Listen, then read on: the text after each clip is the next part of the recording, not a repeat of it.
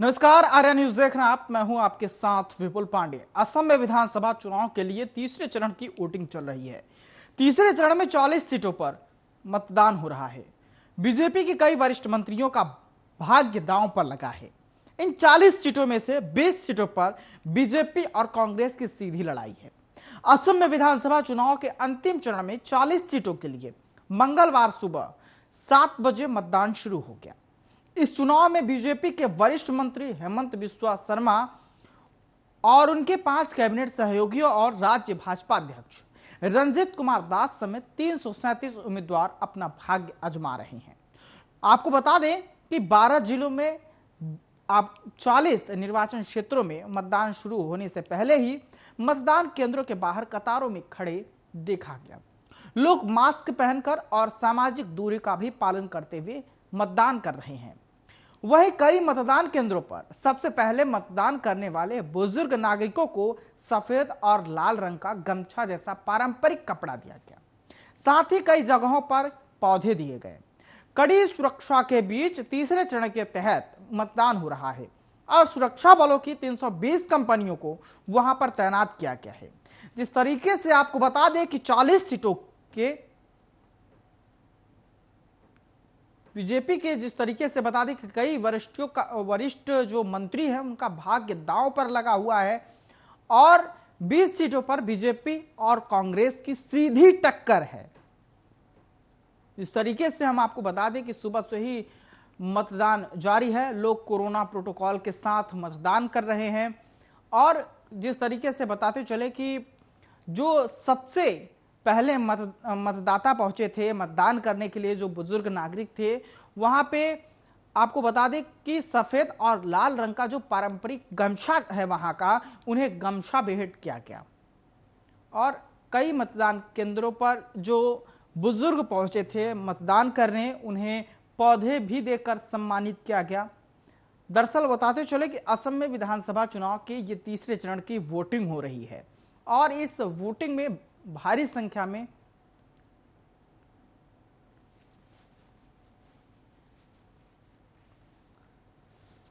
तो बीजेपी के कई वरिष्ठ मंत्रियों का जो है भाग्य दांव पर है। इससे पहले आपको बता दें कि निर्वाचन क्षेत्रों में मतदान शुरू होने से पहले ही मतदान केंद्रों के बाहर की स्थिति अगर आपको बता दें कि कोरोना का समय चल रहा है, इसको देखते हुए वहां पर लगातार अगर सुरक्षा व्यवस्था की बात करें तो सुरक्षा व्यवस्था बढ़ा दी गई है और खास तौर पर कोरोना प्रोटोकॉल की जो बात कही गई है, कोरोना प्रोटोकॉल का भी लोग ध्यान रख रहे हैं। और सबसे जरूरी बात यह है कि लोग मास्क का उपयोग कर रहे हैं क्योंकि कोरोना एक दूसरे के संपर्क में आने से ही फैलता है।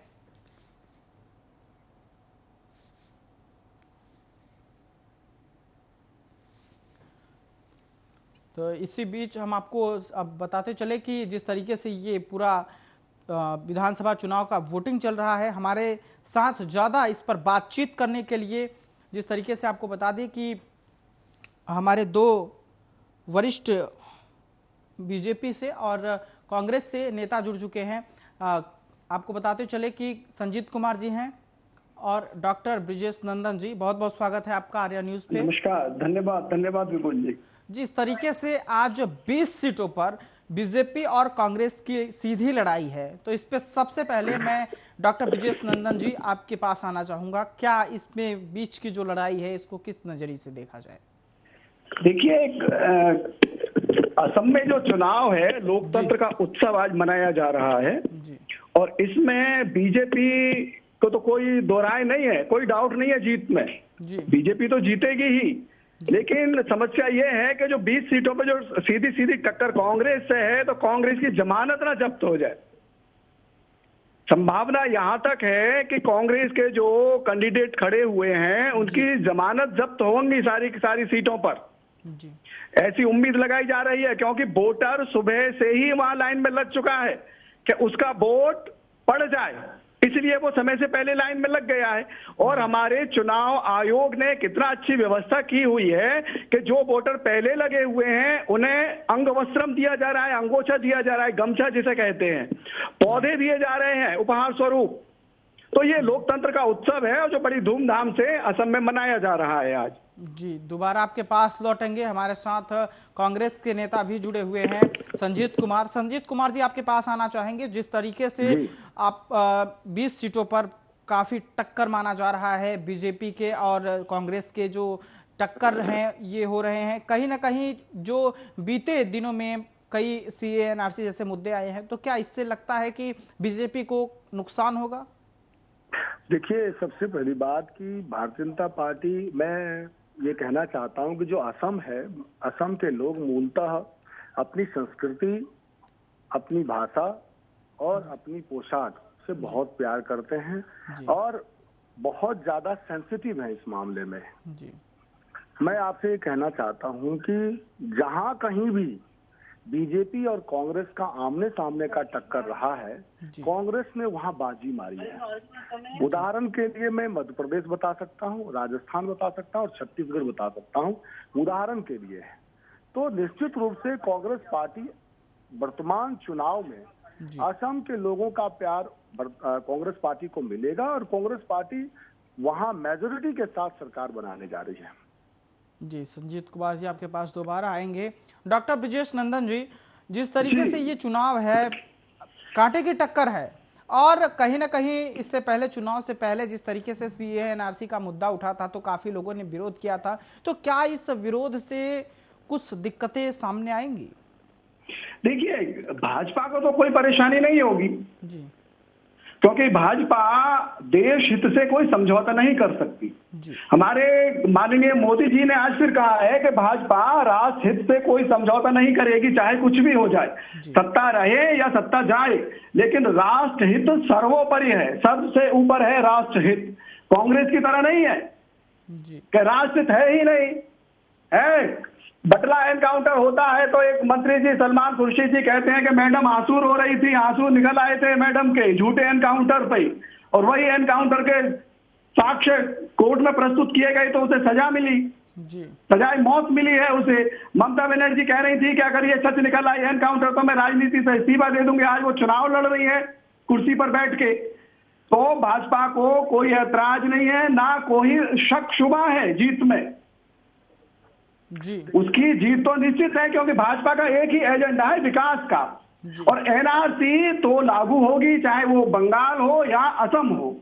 जी, सब जगह ये लागू किया जाएगा सीएए। भारतीय जनता पार्टी के लोग कह रहे हैं एनआरसी लागू होगी। जी, दोबारा आपके पास आएंगे हम। जिस तरीके से बताते चले कि अगर ये जो चुनाव है इसमें कांटे की टक्कर मानी जा रही है, संजीत जी, कांटे की टक्कर मानी जा रही है और बीजेपी का साफ तौर पर ये कहना है कि सीए एनआरसी लागू होकर रहेगा और बीजेपी सिर्फ विकास के मुद्दे पर चुनाव लड़ रही है। नहीं, असम में विकास नहीं हुआ। असम के लोग बेरोजगार हो गए हैं भारतीय जनता पार्टी के शासनकाल में। इसीलिए भारतीय जनता पार्टी वहां विकास के नाम पे नहीं प्रयास कर रही है, वहां फिर ध्रुवीकरण करने का प्रयास कर रही है। इसीलिए मैं कहूं कि विकास उसका एजेंडा है ही नहीं। विकास के मुद्दों पे ही तो वहां पे भारतीय जनता पार्टी नहीं, मुद्दा चुनाव, वहां मुद्दा विकास के मुद्दे पर नहीं है, वह मुद्दों से भटक चुकी है भाजपा। कांग्रेस ने विकास का मुद्दा और कांग्रेस ने विकास के इश्यूज को लिया है वहां पर। मैं उदाहरण के लिए बोल सकता हूं कि चाय बागान के मजदूरों को 365 रुपए पर महीने पर देने की बात की है तो कांग्रेस पार्टी ने किया है। और भी ऐसे मुद्दे हैं, ऊपरी असम के मुद्दे हैं, बराक घाटी के मुद्दे और निचले असम के मुद्दे। इन तीनों मुद्दों को लेकर के कांग्रेस पार्टी अपने तमाम सहयोगी दलों के साथ बहुत ही बेहतरीन तरीके से विकास के मुद्दों को छुआ है और भारतीय जनता पार्टी 5 साल में फेल हो गई है डेवलपमेंट को इशू को लेकर के। संजीत जी, दोबारा आपके पास आएंगे। डॉक्टर ब्रिजेश नंदन जी, जिस तरीके से इनका साफ तौर पर यह कहना है कि बीजेपी ने वहां पे विकास ही नहीं किया है, बीजेपी ने कुछ, जिस तरीके से बीजेपी ने कुछ किया है, बीजेपी के पास विकास का कोई मुद्दा ही नहीं है। अब ये विपुल पांडे जी, आप ये सोचिएगा कि जो कांग्रेस 56 साल में आम किसान, आम मजदूर का एक खाता तक नहीं खुलवा पाई बैंक में, वो विकास की बात कर रही है आज। कैसे संभव है? कांग्रेस ने कौन सा विकास किया था? गांव में सड़कें तक नहीं थी, ये चतुर्भुज स्वर्णिम चतुर्भुज योजना माननीय स्वर्गीय प्रधानमंत्री अटल बिहारी जी लेकर आए थे जी। और बचा कुचा काम हमारे जो मंत्री हैं, सड़क परिवहन मंत्री नितिन गडकरी जी, वो पूरा कर रहे हैं। आज सबसे ज्यादा विकास सड़कों का हुआ है, हर गांव हर टाउन शहर से जुड़ा है जी। और शहर बड़े शहर से जुड़ा है। कांग्रेस के शासनकाल में ऐसे ऐसे गांव मौजूद थे जहां पर लाइट और सड़क की कोई व्यवस्था नहीं थी। अब ये कह रहे हैं चाय मजदूरों के लिए, चाय के दुकान में मजदूर काम हैं, तो इन भाई साहब को मैं बता दूं जो संजीव कुमार जी हैं कि इनकी पार्टी के तो बड़े बड़े वरिष्ठ नेता चाय मजदूरों की तो बड़ी बदनामी कर चुके हैं कि चाय वाला है। और इनकी गोद में जो आंदोलन इस समय पल रहा है किसानों का, उसमें ग्रेटा थनबर्ग ने जो ट्वीट किया था, जो टूल किट ट्वीट की थी, उसमें आंदोलन के साथ साथ भारत की चाय और भारत के योग का जिक्र किया गया था कि इन दोनों को नेस्तनाबूद किया जाए, भारत की बदनामी की जाए योग के लिए और चाय के लिए। तब ये कांग्रेस कहां गई थी? एक शब्द कांग्रेस ने नहीं बोला था। असम में आज ये चाय मजदूरों की बात करते हैं जी। 56 साल से ये कहां थे? भाजपा के नेताजी ये चौपाल की तरह बातचीत कर रहे हैं। मैं इनको ये कहना चाहता हूँ जी कि थोड़ी सी कम से कम जो आपने चाय पे चर्चा की तो कम से कम चाय के मजदूरों के लिए तो सोच लेते। असम में भारतीय जनता पार्टी स्वयं अपने आप से हार गई है। उसका दो कारण बताता हूं। दो तारीख को पता चलेगा। संजीव कुमार जी और संजीव कुमार जी, ये 2 तारीख को पता लगेगा कि कौन हारा है, कौन जीता है और कौन चौपाल में बैठा हुआ है। कांग्रेस के पास चौपाल भी नहीं है। अब ये तो आने वाला 2 मई का दिन, आने वाली तारीख 2 मई ही बताएगी कि किसके भाग्य का फैसला होगा। भारतीय जनता पार्टी चौपाल में बैठकर राष्ट्र की बात करती है, राष्ट्र के हित की बात करती है, राष्ट्रद्रोह की बात नहीं करती कांग्रेस की तरह। कांग्रेस का हाथ राष्ट्रद्रोहियों के साथ होता है हमेशा, हमेशा विकास के साथ नहीं है। विकास के साथ केवल भारतीय जनता पार्टी है। संजीव कुमार, ये समझ लेना आप। और अभी तक जो राज्यों में बची हुई है ना, वो राज्यों से भी नेस्तनाबूद कर देगी भारत की जनता कांग्रेस के लिए, क्योंकि कांग्रेस ने केवल भारत को लूटा है, भारत को केवल लूटा है कांग्रेस ने। संजीव जी आपके पास आएंगे। ब्रिजेश नंदन जी हमारे साथ है। ब्रिजेश जी, ये चुनाव काफी अहम माना जा रहा है, जिस तरीके से लगातार जो सीटें अभी मतदान हो रही है और लोगों की धड़कनें भी तेज हो रही हैं। फैसला तो 2 मई को आएगा, फैसले का इंतजार हालांकि सबको है, लेकिन जो लोग अनुमान लगा रहे हैं इसको देखते हुए, जब चुनाव था तो वहां पे प्रियंका गांधी भी गई थी और जो चाय बागान होता है वहां के मजदूरों से उन्होंने मुलाकात भी की थी। तो इसको देखते हुए अगर कहा जाए कहीं वोटरों को लुभाने की कोशिश भी एक तरीके से की गई थी, तो इसको लेके आपकी क्या प्रतिक्रिया है ब्रिजेश नंदन जी? देखिए विपुल जी, कांग्रेस तो वोटरों को लुभाएगी। प्रियंका गांधी कभी गंगा जी में स्नान करती है, कभी जमुना जी में स्नान करती हैं, क्योंकि वो चौपालों में तो जाती नहीं है। ना ही कांग्रेस का कार्यकर्ता चौपाल में जाता है किसान की, ना गांव देहात की चौपाल में कार्यकर्ता जाता है इनका। तो ये केवल ड्रामा करते हैं, प्रोपोगेंडा करते हैं। असम बागान में जाके चाय तोड़ने का नाटक करते हैं, उनकी खिल्ली उड़ाते हैं मजदूरों की। और इन्हें मजदूर सारा जानता है, सारा किसान जानता है कि रॉबर्ट वाड्रा ने कितनी किसानों की जमीनें लूटी हैं।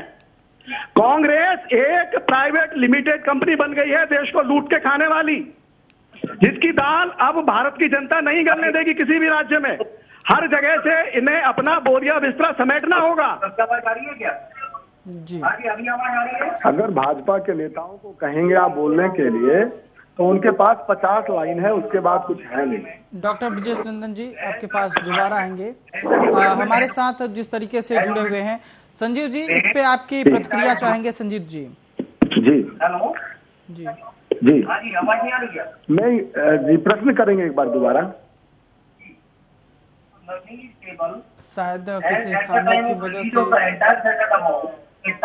आवाज नहीं पहुंच पा रही है, तो आपको बताते चले कि जिस तरीके से ब्रिजेश नंदन जी, साफ तौर पे ये जो 40 सीटों पर आज मतदान चल रहा है, भाग्य का फैसला जो होगा वो तो 2 मई को होगा, लेकिन 20 सीटों की जो अहम सीटें हैं कांग्रेस और बीजेपी के बीच, ये काफी अहम सीटें मानी जाती हैं।